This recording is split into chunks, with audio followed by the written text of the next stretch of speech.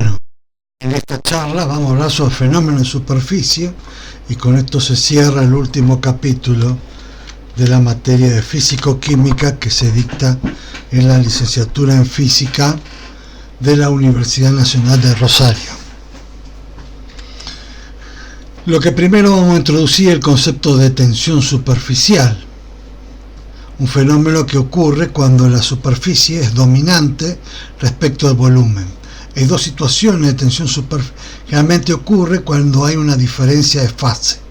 Esta puede ser de forma de gota, por ejemplo un gas y un líquido, o forma de burbuja, un gas interior y un líquido. Los motivos de su existencia es una descompensación de las fuerzas de atracción de Van der Waals entre las moléculas que están en la superficie y las que están en el centro del líquido. Esta fuerza de descompensación generalmente es muy pequeña, por eso el efecto debe tener una relación superficie-volumen mucho mayor que 1. En el caso del agua hay un efecto adicional que se debe a los puentes de hidrógeno. Por lo tanto, el coeficiente de tensión superficial del agua generalmente es el más grande de todos, o de cualquier otra sustancia que tenga puentes de hidrógeno. Bien, el primero de todos para introducir el concepto cuantitativo de tensión superficial es la ley de Laplace. Si uno tiene un experimento imaginario y tiene un riel y acá un cuerpo, un líquido jabonoso o lo que fuera, y lo estira lo va estirando hasta que alcanza una fuerza que se obtiene el equilibrio. Esa fuerza de que se obtiene el equilibrio es igual a las 2 veces del coeficiente de tensión superficial por la longitud del elemento deslizante. Este 2 se debe a que este elemento está compuesto por 2 superficies, no por una. Como se puede apreciar acá, podemos ver cómo es la tensión superficial, que son valores pequeños, 17 millinewton por metro, 28 millinewton por metro, hasta un valor grande, pero esto se debe, fíjense el salto que hay entre este y este debido a la presencia de los puentes de hidrógeno, que es del agua, que son 72 millinewton por metro. La característica que tiene el coeficiente de tensión superficial, que disminuye con la temperatura hasta el valor de 0. Y el valor de 0 ocurre en el punto crítico del fluido. Cada fluido tiene un punto crítico distinto. Esto se lo conoce como la ley de Katayama-Guggenheim.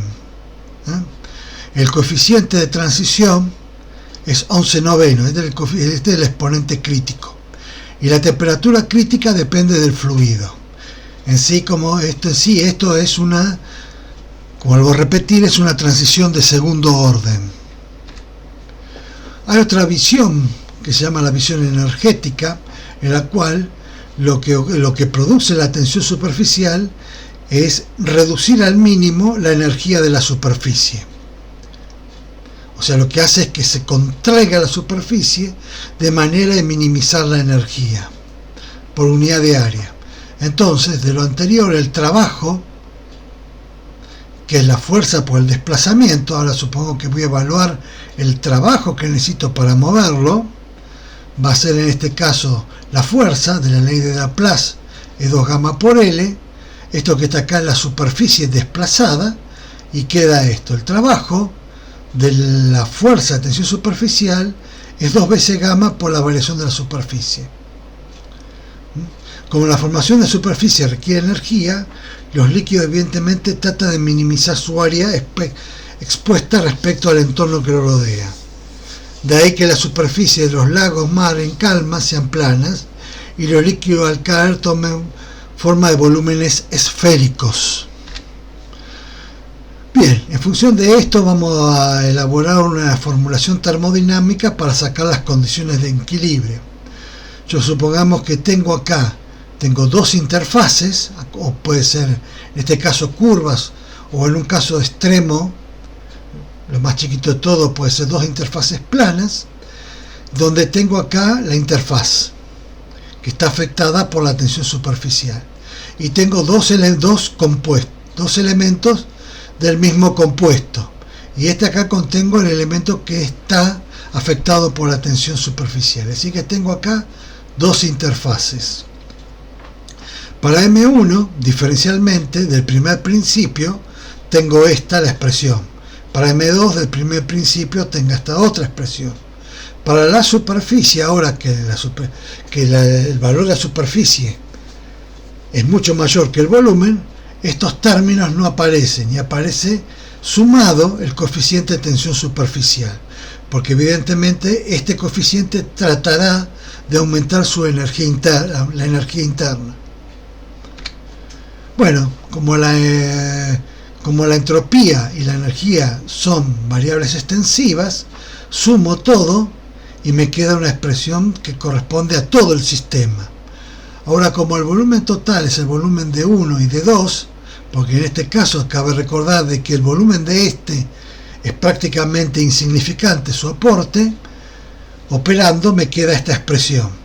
Si supongo que el proceso es un proceso isocórico, adiabático, y alcanzó el equilibrio, es decir, que isocórico la variación del volumen es cero, adiabático, que no hay intercambio digamos así, de alguna manera, es isentrópico la evolución, más que adiabática, y entra en equilibrio, el cambio de energía interna es cero, me queda esta expresión finalmente.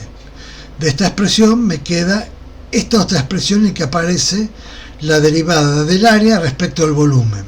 Para el caso de una esfera, para nuestro caso, que es un casquete esférico compuesto de dos superficies, esta derivada resulta en 2 sobre R, y aparece lo que se conoce como la ley de Laplace. En este caso, la tensión superficial lo que causa es un incremento de la presión en el interior proporcional a la inversa del radio. Cuanto menor es el radio, mayor es la presión. Entonces, en este ejemplo que está acá, yo tengo dos burbujas, una más chica y otra más grande. Cuando abro esta canillita, la más chica se reduce y la más grande se agranda. Eso se lo conoce como el fenómeno de coalescencia. ¿Qué provoca la tensión superficial? Puede provocar que el punto de fusión de los polvos disminuya a medida que uno reduce el radio y empiece a deje de ser una magnitud intensiva y pase a ser una magnitud extensiva, que ahora depende del volumen. Fíjense acá el caso del polvo del oro, cuando la temperatura, cuando el radio es por debajo de los 10 micrones, 10 nanómetros, el efecto de la tensión superficial causa de que la temperatura de fusión, que en este caso la temperatura de fusión homogénea, se vea reducida. Baja de los 1063, puedo llegar a bajarlo a 600 grados centígrados. Bueno, para cambiar de tema, y que tiene que ver un poco, digamos, con esta cuestión, ahora está apareciendo una nueva física que se llama la teoría de la materia granular. Por ejemplo, la arena se puede comportar con cualquiera de las tres situaciones. Gas vuela por el viento, puede comportarse como un líquido que fluye en una duna y un sólido que forma una duna. La materia granular, la temperatura de fusión puede ser una magnitud extensiva. Es decir, esta es la nueva física que se está viniendo actualmente, que es mucho más compleja que la física de una manera que se conoce actualmente. Por ejemplo, tiene mucha importancia en la industria. Por ejemplo, los chocolates M&M tienen un comportamiento de materia granular en forma colectiva. Otra cuestión que aparece cuando ocurre el fenómeno de tensión superficial es el ángulo de contacto, porque se debe en gran medida de cómo el líquido está mojando a la superficie. Por ejemplo, acá tenemos el zapatero Ragovelia, que flota en el agua debido a los fenómenos de la tensión superficial. O sea que tengo una fuerza una proyección de la fuerza en el sentido de la vertical que compensa el peso. Esa fuerza depende del ángulo. Este ángulo se llama ángulo de contacto. Acá vemos bien aumentado cómo es el efecto. Entonces la componente proyectada en I es igual a 2pi por R por gamma, donde R es esta media circunferencia que está acá, fíjense que no depende de la longitud, multiplicado por el número de patas. Por ejemplo, las hojas y las flores pueden flotar aunque sea más densa que el agua debido al fenómeno de tensión superficial. Bien, entonces vamos a encontrar la condición de equilibrio del ángulo de contacto. En el caso de un líquido, que se está mojando un sólido, aparecen 4 coeficientes: el coeficiente líquido-vapor, el coeficiente sólido-vapor y el coeficiente sólido-líquido. En este punto que está acá es donde aparece la competencia de las 3 fuerzas, es decir, puedo pensarlo como competencia de 3 energías. Cuando alcanza el equilibrio, la variación de energía interna tiene que ser igual a 0. Por otro lado, como de una manera la variación del área del sólido vapor es igual a menos la variación del área del líquido vapor. Entonces finalmente me queda una expresión del ángulo de contacto en función de los coeficientes.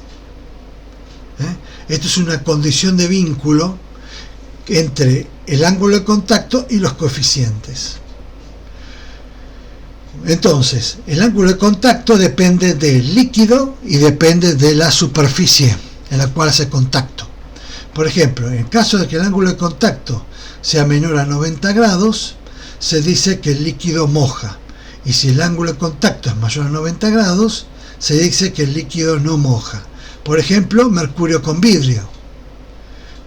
Es 140 grados, pero agua con vidrio es casi 0. Entonces el mercurio no moja el vidrio, pero el agua sí moja el vidrio. El agua con plata es 90 grados. No moja ni no moja. ¿Qué consecuencia trae cuando un fluido moja? La elevación capilar. Esta altura, y desde debido acá podemos ver cómo es un modelo microscópico de fuerzas que generan la elevación capilar. Bueno, usando directamente, supone uno de que la columna elevada tiene un peso y ese peso es compensado por la fuerza de tensión superficial, usando directamente la condición de equilibrio de fuerzas, usando lo que sería la primera ecuación cardinal, que uno ya lo vio en física 1, encuentra la altura a la cual puede llegar a ascender el líquido. Esta altura, de una manera, fíjense que depende justamente del ángulo de contacto y es inversamente proporcional al radio. En el otro caso, si en lugar de líquido, en lugar de mojar, no moja, lo que uno encuentra es la altura, de la misma manera, en la cual se sumerge la columna de aire. Bueno, entonces vamos a modificación de las condiciones de equilibrio en función del efecto de la tensión superficial. La definición de tensión superficial no es única, sino que depende del potencial al cual uno está usando. La definición más usual es esta, es usar este término. En el caso de algunos casos se usa este. Estos dos prácticamente no son usados. Entonces vamos a suponer que tengo dos compuestos que están en equilibrio químico, en el que puede haber una condición de curvatura. Entonces la condición de equilibrio interfase entre A y B, ¿qué va a ser esta? En la interfase, si hubiera curvatura, la energía libre de Gibbs para la presión y temperaturas constantes ahora va a ser esta. Esa es la energía libre de Gibbs. O sea que hay acá un intercambio de componentes entre uno y otra. Entonces, que pueden ser fases como pueden ser dos sustancias distintas. Como la condición de conservación de la masa se tiene que cumplir, me queda esto. Reemplazándolo me queda esta situación. Cuando alcanza el equilibrio, la variación de energía libre de Gibbs tiene que ser igual a cero. De esto se deduce ahora cómo es la nueva condición de equilibrio cuando existe curvatura. Acá aparece el efecto de la tensión superficial. Esto que está acá es la variación del área respecto de la cantidad molar intercambiada. Pero esa cantidad, si uno trabaja un poco, esto uno lo puede expresar. Esto no es gamma, esto que está acá, no, pero este gamma está de más. Este gamma está de más. Esto lo puede expresar, esta derivada de A respecto de N, las puedo expresar, como N yo lo puedo expresar en función del volumen molar, ¿no?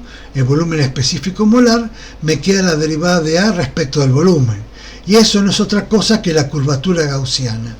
La curvatura gaussiana es la inversa de los radios máximos y mínimos de una superficie. Finalmente me queda de que la condición de equilibrio viene expresado de esta manera. Ahora, la condición de equilibrio entre una interfase va a depender de la curvatura cuando hay tensión superficial. Y esto es muy importante. Bien, presión de vapor.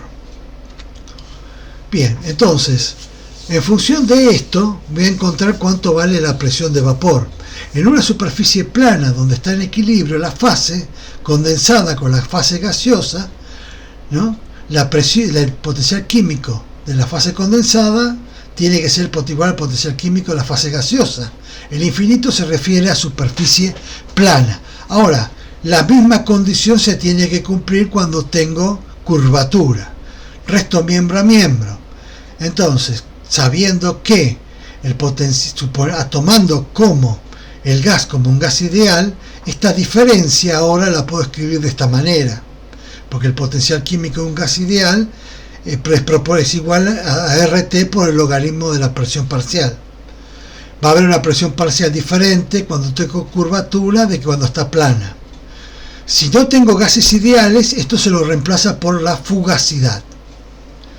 Bueno, y en otro caso, tengo que esta diferencia no es otra cosa que haciendo una extensión de esta expresión que está acá, a esta situación, voy a tener que esto es gamma, es esto. Es nu, el volumen parcial molar por gamma por la curvatura. Uniendo los dos encuentro la ley de Kelvin, que la presión de vapor cuando hay curvatura es mayor que la presión de vapor sin curvatura. O sea, cuando tengo curvatura, de alguna manera estas presiones son idénticas. Porque cuando la curvatura de alguna manera tiende a cero, es decir, que la superficie se torna plana, o el radio de curvatura tiende a infinito, por eso este infinito que está acá, estas cosas coinciden. Ahora, cuando tengo radio de curvatura distinto, este término es mayor que este. Y eso tiene una gran consecuencia en las cuestiones de cambio de fase. La solubilidad, o sea, acordémonos que la solubilidad es el valor en el cual se alcanza el máximo valor, ¿no? En la cual un soluto puede formar estado de solución con un solvente sin que se genere una fase sólida insoluble, ¿no? Bueno, esa solubilidad está afectada por la tensión superficial. De manera análoga, uno puede encontrar la ley de Oswald-Freundlich. Esta ley, vamos a llamarlo ley de Oswald, está deducida en el Ragone, por lo tanto no la voy a deducir, es largo de deducir, y nos demuestra que la solubilidad se incrementa cuanto mayor es la tensión superficial. Es decir, yo puedo incrementar la solubilidad de alguna manera colocándolo en una geometría no plana. Entonces, esto que genera que las pequeñas partículas generalmente exhiben una solubilidad de equilibrio más alta que las partículas más grandes del mismo compuesto en el mismo disolvente y a la misma temperatura. Entonces, al tener una solubilidad más alta, ¿qué va a hacer? Va a hacer que estas partículas entren en estado de solución, estas partículas de soluto entren en estado de solución al solvente y vayan incrementando el radio de las partículas más grandes. Esto se lo conoce como también se lo conoce como Oswald ripening, que es este caso. Fíjense que acá tenemos un ejemplo de Oswald ripening, o esta situación que es el incremento de los núcleos de crecimiento, por ejemplo, de la plata, que empieza la reducción, nucleación y crecimiento. Después está la temperatura de fusión. Entonces, si consideramos la situación de equilibrio sólido-líquido y teniendo en cuenta la curvatura,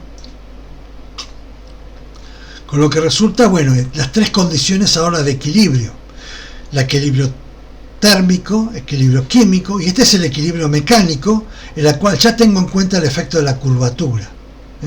Ahora supongamos que fuese un solo componente, ¿no? Este es el potencial químico del líquido, este es el potencial químico del sólido. Bueno, reemplazo cada una de las variaciones de presión que tengo acá, el único elemento que tiene realmente importancia, ¿cuál va a ser? En este caso, porque la temperatura es la misma para ambos, porque está en equilibrio térmico. Lo que es diferente son las presiones, debido al efecto Bueno, finalmente me queda delta S por delta T. Bueno, acá este delta S es el delta S molar, el delta B molar. Esta expresión, integro esta expresión ahora,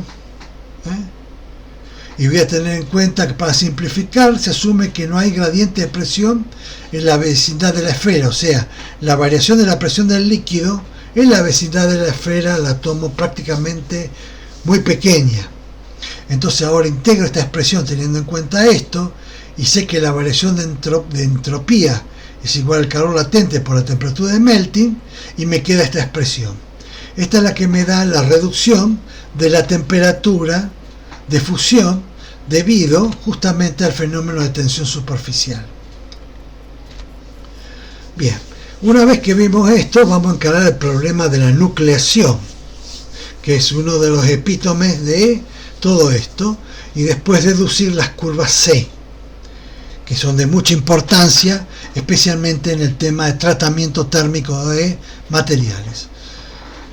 Bueno, si yo tengo, por ejemplo, vamos primero a enfocarlo en la nucleación homogénea.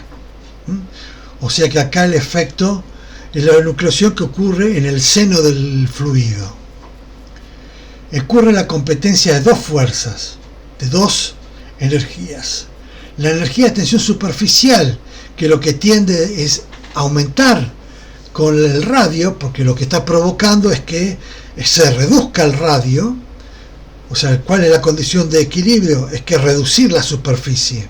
Por lo tanto, es una fuerza evidentemente que se incrementa, y después tengo en competencia con la fuerza la fuerza conducente, que es causada por el hecho de que la energía del sólido, de alguna manera, es menor que en este caso que la del líquido, por eso es negativa. Puesto ese delta B es negativo, porque la energía libre de Gibbs del sólido es menor que la del líquido, y entonces esto es un valor negativo. ¿Qué es lo que va a producir? Acelerar la nucleación. Entonces, entre la competencia de estas dos fuerzas aparece lo que se llama una curva de este tipo, donde este término que está acá, esto se lo llama energía de activación. Para que de alguna manera ocurra la nucleación, la energía tiene que ser mayor a la energía de activación, y entonces la nucleación es imparable, y aparece lo que se llama un radio crítico. Para radios menores que eso, no ocurre la nucleación, o la nucleación va desapareciendo. El crecimiento acá es un fenómeno cinético que lo vamos a ver después. Acá estamos haciendo un estudio termodinámico.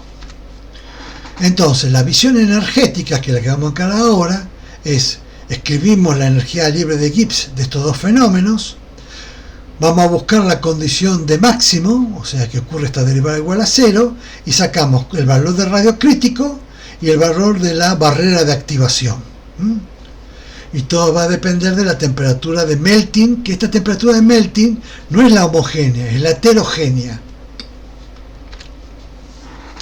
Después tenemos la visión estadística, la visión estadística, porque esta visión estadística es debido de alguna manera a la que me va a condicionar la energía libre, porque esto es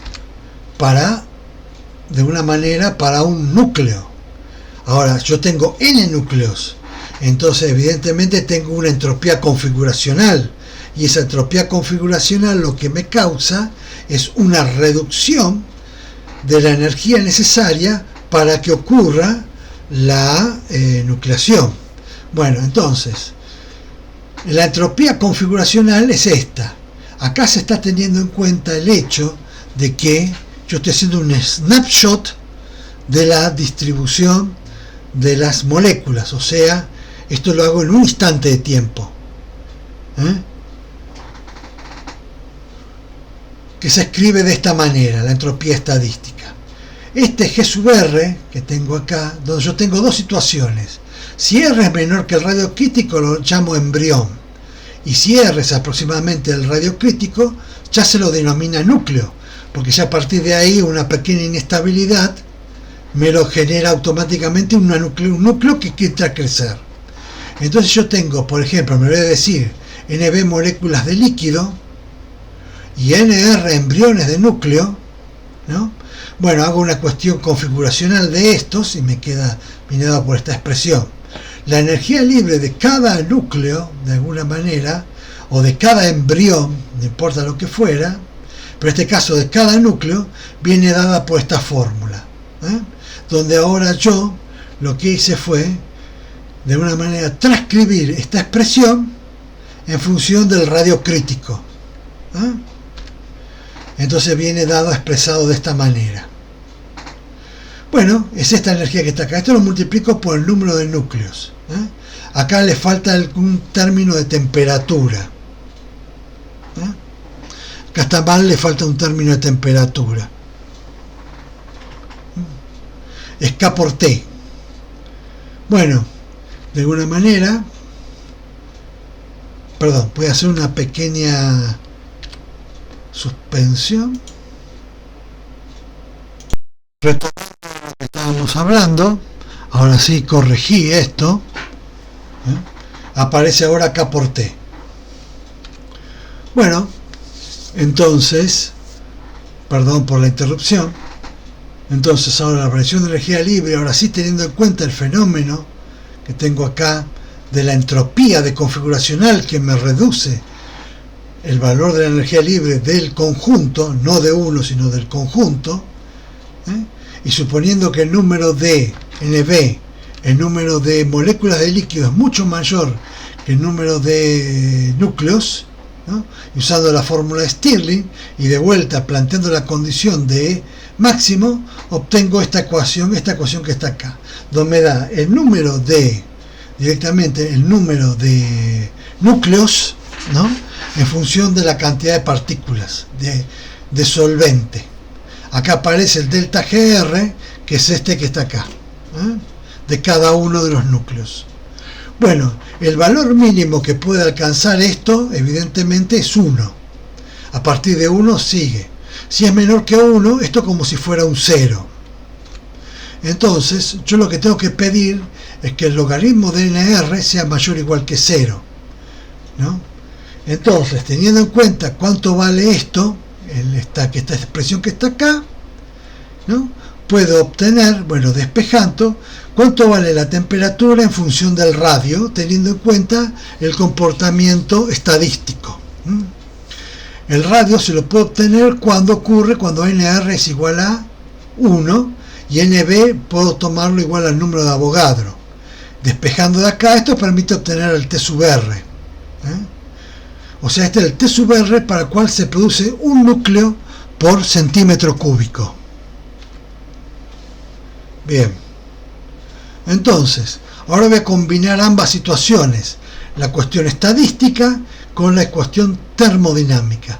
De la condición del radio crítico, porque esto es una T función de R, puedo obtener cómo es la temperatura ¿no? Para la cual se genera el radio crítico. Y después, por el otro lado estadístico, voy a encontrar cuál es la temperatura, puedo encontrar cómo es la temperatura, ¿no? En función del radio, a partir de la cual se me genera un núcleo por centímetro cúbico. Combinando ambas temperaturas, porque tengo un sistema de 2x2, no lineal, se lo resuelve generalmente de manera numérica, encuentro la temperatura de nucleación homogénea, que generalmente la temperatura de fusión homogénea es menor que la temperatura de fusión heterogénea o de melting. Por ejemplo, acá tenemos un ejemplo que hago la intersección de la temperatura de fusión del radio crítico con la temperatura estadística. El punto donde se intersecta me da el radio crítico y la temperatura crítica a la cual, o temperatura homogénea, para la cual se genera el cambio de fase homogéneo.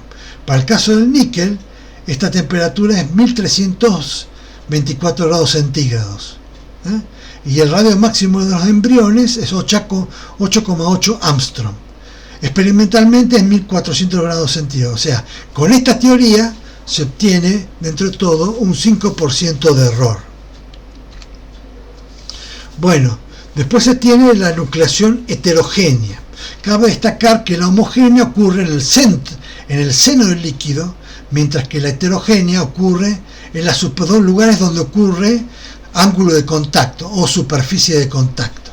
Entonces, recordando cómo la expresión está, lo que vamos a encontrar es que la nucleación homogénea no reduce el radio crítico, sino lo que reduce es el potencial de activación.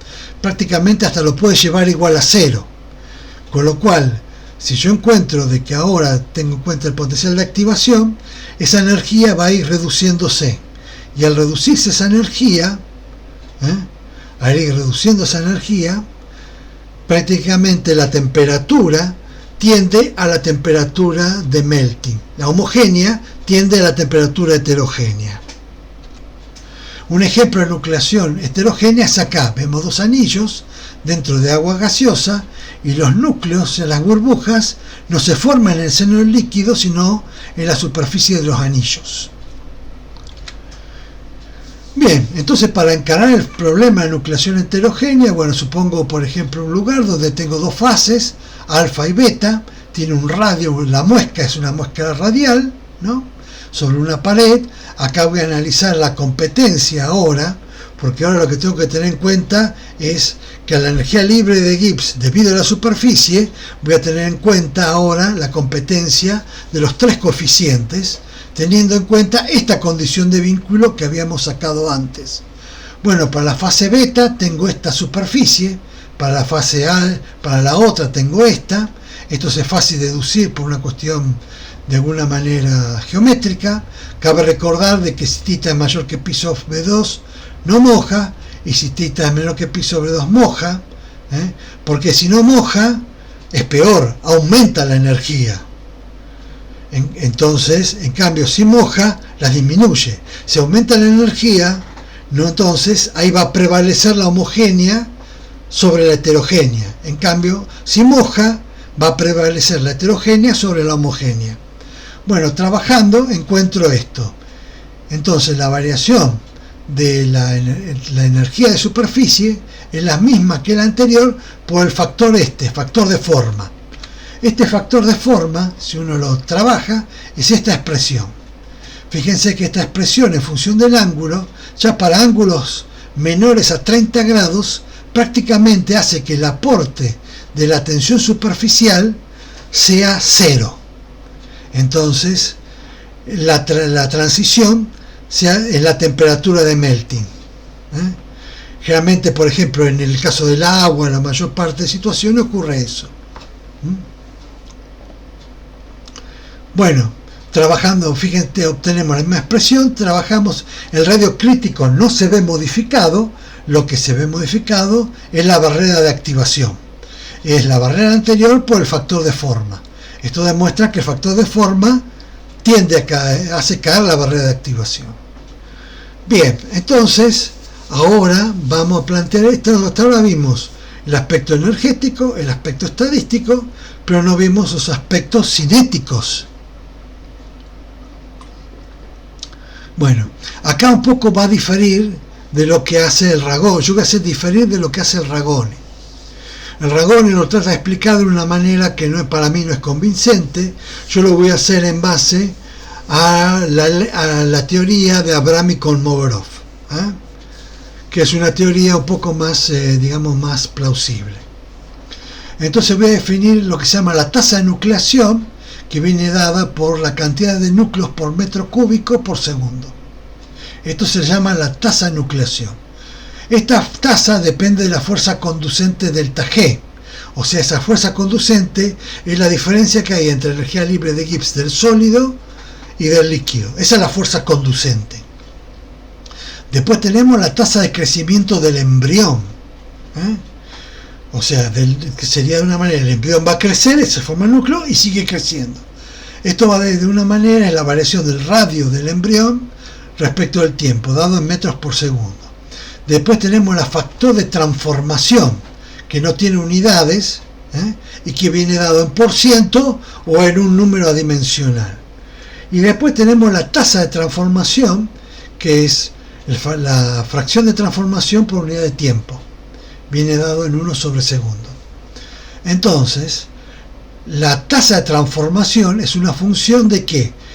Una función de la fuerza conducente, ¿no?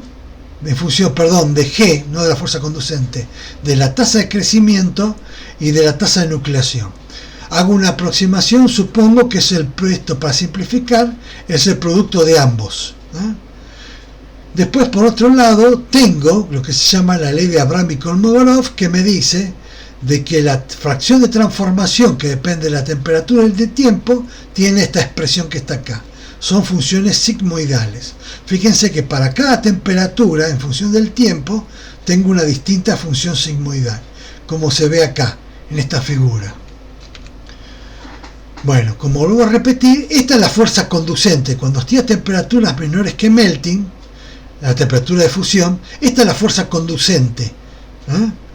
Entonces, la tasa de transformación ahora, que es el producto de I por G, tengo dos tasas de transformación. O sea, I, que está acá, que trabaja es directamente, tiene un valores muy grandes a bajas temperaturas. Esa es la tasa de crecimiento. La tasa de crecimiento va aumentando, se va incrementando a medida que aumenta la temperatura. Llega a un valor máximo y después disminuye. Mientras que la tasa que está acá, la G, esa que está ahí, la tasa de nucleación, que depende de la fuerza conducente, esta que está acá, esa es la tasa de nucleación, la tasa de crecimiento del embrión es G sub C. Me equivoqué. La tasa de crecimiento del embrión es mayor a altas temperaturas. La tasa de crecimiento del embrión, que es G. Y la otra, la tasa de nucleación, que depende de la fuerza conducente, es más grande a bajas temperaturas, pero tiene un límite, a partir de lo cual empieza a disminuir. En cambio, la tasa de nucleación es dominante a altas temperaturas, o sea, cerca de acá, pero va disminuyendo a medida que baja la temperatura. Entonces hay una competencia de dos fuerzas que me genera esto que está acá, esta situación que está acá, que es este producto de I por G. Sí, es medio un trabalenguas.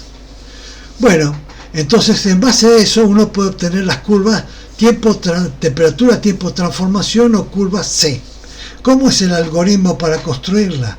Uno partiendo de la ley de Kolmogorov, Abraham y Kolmogorov, y partiendo de la derivada de X con respecto a T, obtengo esta función que está acá. Tiene entonces, y acá lo que voy obteniendo en función del logaritmo del tiempo es la porción de transformación, que va a depender de alguna manera de la temperatura. Esta que está acá, esta es una curva simétrica, por lo tanto esta va a ser una curva que va a ir disminuyendo, ¿no? Va a alcanzar un valor máximo y después se va a volver para atrás. O sea que estas curvas corresponden a puntos simétricos con respecto al valor máximo, lo mismo que esta curva. Pero esta, que la curva de máximo, tiene un valor único. Voy a tomar, por ejemplo, dos puntos, 10% del valor inicial en transformación y 90% del valor inicial en transformación, que me define dos rectas. Que estas dos rectas, estos puntos los proyecto hacia arriba. Este es el punto 10% y este es el punto 90%.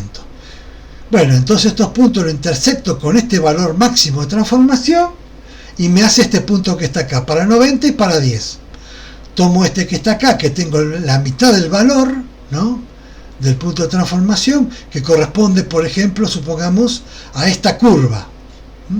Este que está acá tiene un valor simétrico que está acá. Este también corresponde a la mitad, que es el simétrico de este. Entonces ahora esta curva, cuando se intersecte con estas dos rectas, me genera dos puntos. Dos puntos al 10%, dos puntos al 90%. Lo mismo, un cuarto de la velocidad me genera otros dos puntos. El resultado me genera estas dos curvas que se llaman curvas C. Acá lo que tengo es el líquido puro y acá el líquido que se va transformando en función del logaritmo del tiempo. Entonces, yo puedo tener tres tipos de enfriamiento. Las curvas de enfriamiento no son rectas, sino que son unas curvas. ¿Por qué? Porque estoy trabajando con el logaritmo de t. Puedo tener el caso de enfriamiento lento, enfriamiento rápido o sobreenfriado. Esto se lo llama quenching y este se lo conoce como annealing o recocido.